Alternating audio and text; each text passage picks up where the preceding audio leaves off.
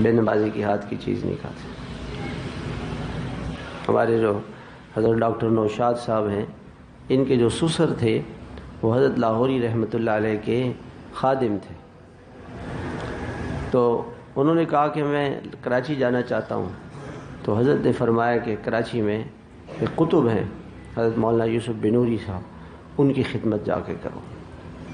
تو ڈاکٹر صاحب کے سسر کراچی آ گئے، تو وہاں پہ کراچی میں حضرت کراچی تشریف لائے مولانا احمد علی لاہوری، تو انہوں نے دعوت کی، ڈاکٹر صاحب کے سسر نے حضرت کی دعوت کی، اور گھر والوں کو بہت تاکید کی کہ بھئی خیال رکھنا کہ حضرت کے پاس ایسی کوئی چیز نہ جائے حضرت کے کھانے میں کہ جو مشتبہ ہو، ناپاک ہو، حرام ہو، اس لیے کہ پھر حضرت نہیں کھائیں گے۔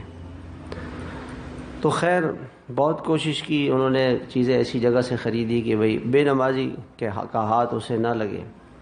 تو حضرت کے سامنے کھانا لایا گیا، کھانا حضرت نے کہا کھیر نہیں کھائی، حضرت جو کھیر بنی ہوئی تھی دودھ سے وہ نہیں کھائی۔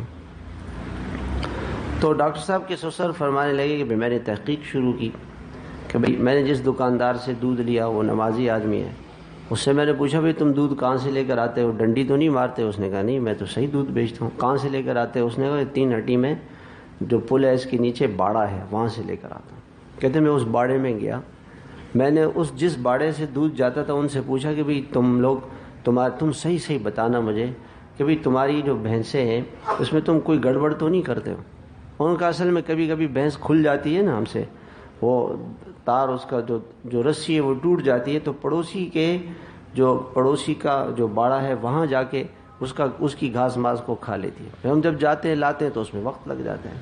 حضرت نے کہا دیکھو یہ بات ہے کہ وہ جو بھینس چارہ دوسرے باڑے کا کھاتی تھی اس کا دودھ اور اس سے وہ بنی کھیر حضرت نے وہ نہیں استعمال کی۔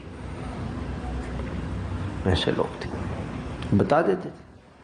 مولانا امین صفدر اکاڑوی اکاڑا کے تھے، بڑے اللہ